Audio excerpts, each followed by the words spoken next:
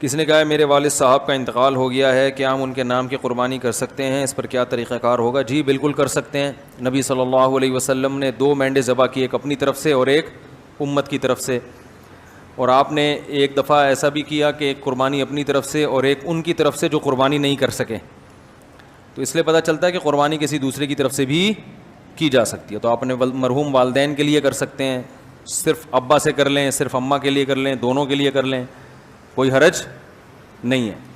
ہاں اب دونوں کے لیے کریں گے تو کیا ثواب تقسیم ہو کے ملے گا دونوں کو؟ یہ ایک سوال ہے بھائی، سمجھ میں آ رہا ہے؟ بھائی ایک بکرا، ایک دمبا یا گائے کا ایک حصہ آپ کے مرحوم والدین دونوں کے لیے کر لیا آپ نے، تو کیا آدھا آدھا دونوں کے لیے ہوگا یا دونوں کو پورا پورا ثواب ملے گا؟ اس میں علماء کی 2 رائے ہیں، کیونکہ اس کے بارے میں قرآن و سنت خاموش ہیں۔ صحیح ہے نا؟ ابے بھائی بکرا ایک ہے اور ہو رہی ہے مرحوم ابا اور اماں دونوں کی طرف سے، تو کیا آدھا آدھا ابا اماں کو ثواب پہنچے گا یا پورے پورے بکرے کا پہنچے گا؟ سوال سمجھ میں آئے گا تو پھر جواب سمجھ میں آئے گا نا۔ تو اس میں علماء کی 2 رائے ہیں، کیونکہ قرآن و حدیث جہاں واضح نہیں ہو تو پھر اجتہاد ہوتا ہے نا۔ تو بعض جی نہیں، مرحوم میں زیادہ کے لیے بھی ہو سکتا ہے، زندہ میں تو ایک کے لیے ہی ہوگا، جو مرحومین ہیں ان میں پوری امت کے لیے جب نبی نے کر لیا تو نا، تو آپ بھی پوری امت کے لیے بھی کر سکتے ہیں۔ اصل میں ہوتا وہ آپ ہی کی طرف سے ہے، تو آپ چونکہ ایک ہیں تو آپ ایک ہی بکرا کریں گے، لیکن اس کا ثواب پہنچایا جاتا ہے زیادہ لوگوں کو، تو وہ 2 کے لیے بھی ہو سکتا ہے، 10 کے لیے بھی ہو سکتا ہے، پوری امت کے لیے بھی ہو سکتا ہے، وہ زندوں کے لیے بھی ہو سکتا ہے، لیکن وہ ہوگا پھر آپ کے لیے۔ لیکن جب آپ قربانی 2 کی طرف 2 زندوں کے لیے کر رہے ہوتے ہیں، پھر وہ دونوں کے لیے الگ الگ ہو رہی ہوتی ہے، اس میں ایک میں 2 آدمی شریک نہیں ہو سکتے۔ لیکن صرف ثواب پہنچانے کی حد تک جہاں تک بات ہے، تو ثواب پہنچانے میں تو 10 کو پہنچا دیں آپ۔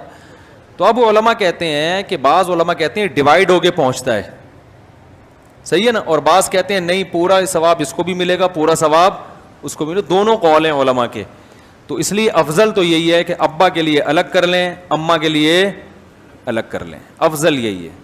اور اگر نہیں کر سکتے دونوں کے لیے کر لیں، ایک ہی کر لیں دونوں کے لیے، اللہ پہنچانا چاہے گا تو دونوں کو پورے پورے۔ مسعود صاحب لائیو سوال لیں گے۔ صاحب نے پوچھا ہے کہ قربانی کے جانور کو ذبح کرنے کے بعد اکثر قصائی کھڑی چھری مارتے ہیں جس سے جانور حرام ہو جاتا ہے، یا کبھی کبھی دل پر بھی چھری مار دیتے ہیں۔ یہ جو ہے نا، جو قصائی لوگ کھڑی چھری مارتے ہیں جانور کے، اس سے جانور حرام نہیں ہوتا، اس کا گوشت حسب سابق حلال ہی رہتا ہے، لیکن یہ عمل خلاف سنت ہے۔ کسی بھی فقہ کی کتاب میں اس کا کوئی تذکرہ نہیں ملتا کہ 4 رگیں کٹنے کے بعد بھی کچھ کیا جائے گا۔ جب جانور کی 4 رگیں کٹ گئی تو جانور کو اب تڑپنے دیں۔ وجہ اس کی یہ ہے کہ اس کے تڑپنے سے اس کا جو خون ہے وہ جسم سے باہر نکلتا ہے اور گوشت صاف ہو جاتا ہے۔ ذبح کرنے میں ایک حکمت شریعت کی یہ بھی ہے کہ اس کا جو ناپاک اور گندا خون ہے وہ جسم سے نکل جائے۔ تو اگر وہ آپ اس کو جلدی کاٹ دیں گے، یعنی اس کے کھڑی چھری ماریں گے، اور قصائیوں کا مقصد یہ ہوتا ہے تاکہ یہ جلدی ٹھنڈا ہو جائے، تو اس کا نقصان یہ ہوتا ہے کہ بہت سارا خون گوشت کے اندر سرایت کر جاتا ہے۔ اس میں خون میں بیماریاں بھی ہو سکتی ہیں، اور کیا نام ہے، اس میں گوشت کی لذت میں بھی کمی پیدا ہوتی ہے، اور سب سے بڑھ کر یہ کہ شریعت نے یہ طریقہ ذبح کا بتایا نہیں ہے۔ تو اس لیے قصائیوں کو اس عمل سے روکنا چاہیے، ان کو مسئلہ سمجھانا چاہیے کہ اپنی جلد بازی کے چکر میں ایسا کام نہ کریں جو سنت کے خلاف ہو۔